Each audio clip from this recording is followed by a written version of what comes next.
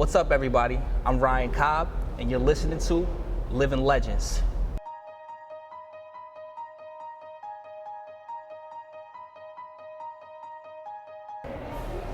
It's been almost 10 years since I actually sat down with this cat, and I just wanted to say, man, that from the bottom of my heart, I'm proud of everything you've done in life. Appreciate it, man. Appreciate it. You know, almost flabbergasted in a sense when I see how many followers you've gained, and most importantly, the growth that I see in front of me right now. And we still growing, man. Exactly, man. Still growing. The thing is, you know, this is a guy that I did everything with. I mean, from you know, chasing girls when we were younger. You played basketball. You know, I played football. You know, we never really had the you know, go through facing each other and stuff like that. Right. But everything growing up, you know, in Hackensack, New Jersey, Bergen County, you know, terrorizing the different cities, Teaneck, Inglewood, man. Two peas in a pod, for real. Exactly, man. So, you know, I owe a lot of the way I am now to, you know, my exposure to you and us growing up together. So, you know, this year marks 10 years, you know, of us graduating from Hackensack High School. We graduated in 2007. So I want to know from you, how do you feel you've grown and matured over the past 10 years? What type of things have you been going through?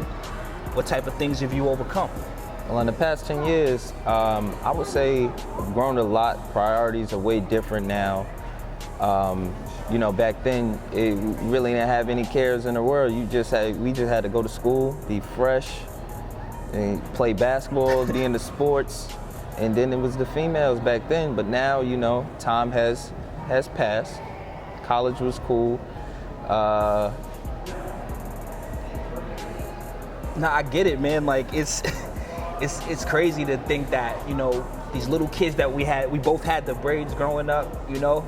We would go to the movie theater, like, wear the authentic jerseys. And, you know, from going to high school, so, like, what was the transition like from you going to, you know, high school to college? And also, you were a star basketball player in Bergen County. How was it going from high school basketball and then going into the NCAA? Well, going straight from high school to the NCAA was definitely a major change for me. Wait, what school did you go to? I went to the University of Southern Maine, up in Maine. One of the only African Americans actually in the whole school. So it was definitely a transition. You know, coming from Hackensack, it's kind of a small city, but, you know, going up north into a complete culture change, it definitely opened up my eyes to see a lot of things that I didn't see here. And, you know, reminiscing on the time back, because I actually transferred back to Jersey after my sophomore year. What happened? You know, it was really the mentality, thinking that, you know, I couldn't live in this environment, because even though I could, because I was doing fantastic in Maine. I had a 3.0 GPA. I was starting on the team as a freshman. Wasn't recruited there. I just went there and showed out. I didn't know that you weren't recruited. I wasn't recruited there. I barely played, and you know, senior year was you know, in and out of schools, pretty crazy with that. So barely playing. Went there, showed out, started, and now, like I said, reminiscing on, you know, that time while I was up north, I always say I should have stayed, because I was secluded up there. Secluded. I didn't have to worry about nothing but schoolwork and basketball. It was like a repetition. That's wonderful, man, and congratulations on your daughter. She's what? She's like 6 years old. She's 6 now. Yeah, I just had a son, man. Congratulations, man. Yeah, it's crazy. He's not even 2 months old yet, but, you know, I feel like it's changed my life completely. So let's talk more about life changes. You know, basketball obviously was such a pivotal part of your life, man. Like, yes, it was. From as far as I can remember, you were always playing ball. Always. You know, always. Wake up at 7 a.m. before school. You had to be at school first just to get some shots up, just to play on the outside court. In the middle school, that is, on the outside court, get some shots up. When they had morning basketball, come on, we was up at 6 o'clock, 6 a.m. playing, going to the gym just to show out, sweating and then going straight to class at 8. Purple team. I remember he was on the purple team in summer league. We used to play summer league every year, man. Summer league every Carver year, Park. man. Inglewood, they had the McKay Classic. You played in that. I can remember everything, man. I remember you playing against Don Bosco when we were in high school. You scored like almost 30 points against him. I was in the zone, man. In the zone. So I talk about this because, and I'm bringing up basketball, man, because I want to know what, made you decide to, say, forget basketball, I'm not going to do this no more. I'm going to focus on building and becoming an entrepreneur. Well, what really made me stop basketball was kind of when I had my daughter. I realized that, basketball was fun. Basketball was my life, but I needed some income, and I just needed to figure something out. I needed to figure out what I was gonna do. And that's what college is all about, figuring out yourself. So, being an entrepreneur, things just fell in the right places for me. Mm-hmm. It was never really, I didn't really, say, oh, this is what I'm gonna do, because the whole time I'm thinking I'm going to the NBA, or if I'm not going to the NBA, I'm going overseas. That's what I would, that's what I really wanted, but it didn't work out that way. I mean, and that's important to for anybody watching or anybody listening. That's important for you guys to understand, because he had a whole plan on going to the NBA or playing basketball overseas, but it didn't work out. But he had a backup plan. Mm-hmm. So you got to understand, or the youth, you got to understand, if you have one plan, if it's to go to the NBA, the major leagues for baseball, or if it's to go to the NFL, if it doesn't work out, which there's a high percentage that it might not, mm-hmm. you have to have a backup plan. And at that time, middle school, high school, back in the day, being fresh and having the freshest sneakers, it was imperative. Especially, I mean, it's crazy to say this, but the way how we were in our atmosphere, it was like people gravitated towards us. People knew who we were. So it was like, when you step out, you gotta be the freshest. Right. You gotta have the best sneakers on. You gotta have the freshest jersey on. And just let me tell you, those authentic jerseys, again, thank you, Patricia and Renee, $350. It's not cheap. Plus the sneakers. And that goes into my next question. So, you picked the niche market. Mm-hmm. I was doing a little research. Reselling sneakers itself right now is $1 billion industry. Sneakers itself around the world is $55 billion. Mm-hmm. So you're getting your piece of the pie. And that's what it's about. It's about finding niche markets. It's about finding the trends, following the trends, and then being consistent with how you capitalize off of those trends. Exactly. So, 10 years since high school, 10 years since, let's say even the Jordan breads came out. Mm-hmm. I think it was about 10 years since those came out, and they continue to release them and release them and release them. But I feel the game's changed a little bit. So can you share with me how you feel the game has changed since we were younger, just rocking sneakers? The game definitely changed since we were younger. I mean, when we were younger, we had to wake up early, get online, and get those Jordans. It was imperative. And at that time, back in the day, 10 years ago, it was strictly Jordans. They ran the market. I mean, if you had, and our thing was, when we were younger, we had to get those Jordans 2 weeks in advance. We go right to straight Cowens. Shout out to Cowens too. Cowens, not around no more. They out of business, but I mean, they couldn't adapt to the times. That's why they had to, go out of business. But at that time, we were getting the Jordans 2 weeks in advance. Maybe we'll throw an extra 40, but that was so worth it. Magic sneaker, throw the extra 40, just to have those sneakers early. It was just so special when you're walking there, yo, where'd you get those? Where'd you get those?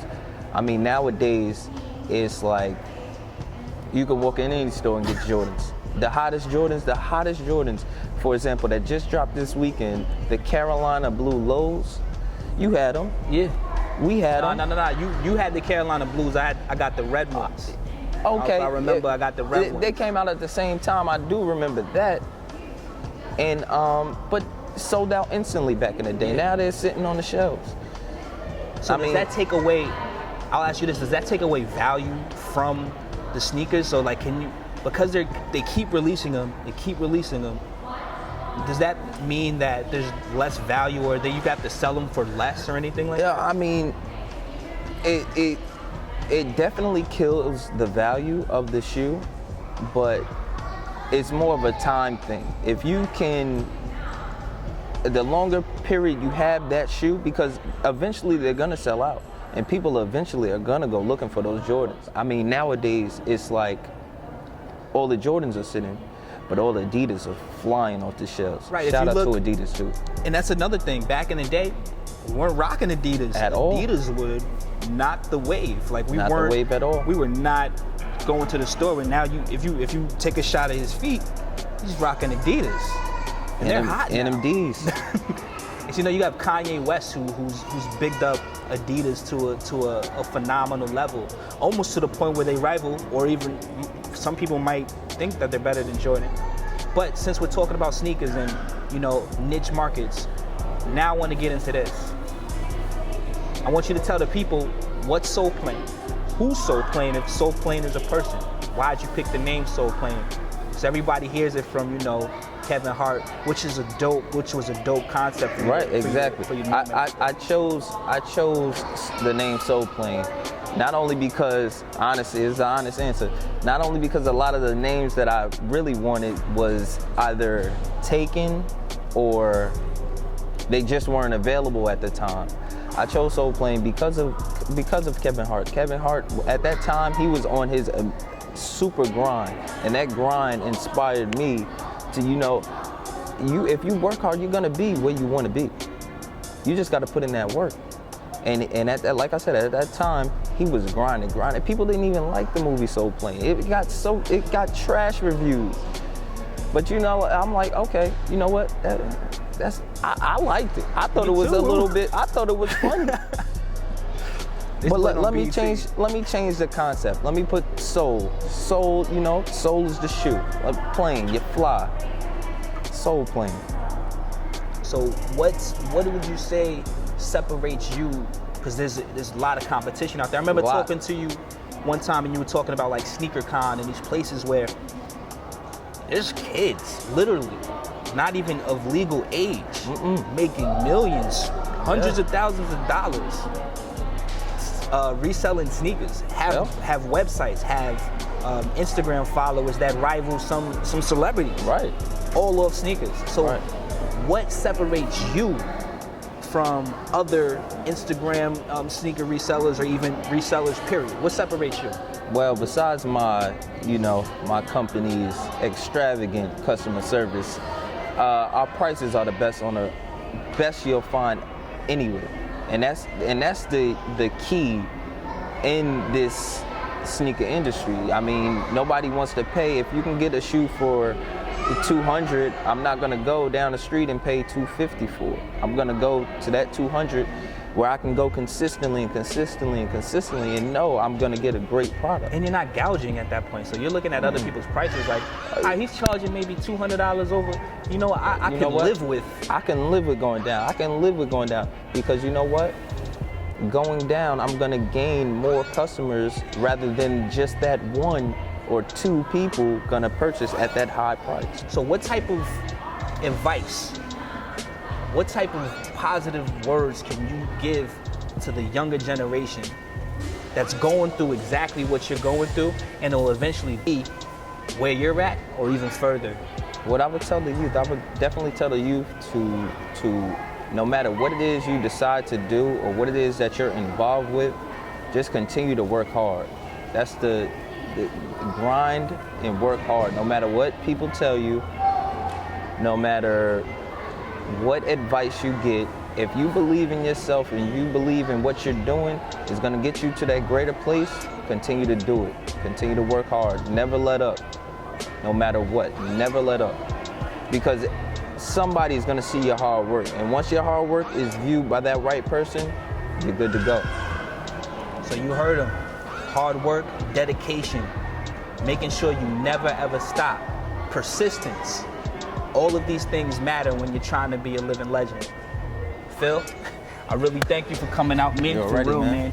And right now, I want you to give everybody, I want you to look into the camera, I want you to talk and give everybody your social media accounts. I want you to give what's going on with Soul Plane, what do you have coming out in the next couple of months? You can follow us at Soul Plane INC, that's Soul Plane INC, SOLE Plane, PLANE INC, on Twitter, Instagram. We also got a kids section you can follow us on, that's GS Soul. Also our new Adidas section, thank you Adidas, the Boost Room. Check us out, Instagram.com. You guys heard it. I want to thank everybody for listening to Living Legends. Everybody can be a living legend. Deuces.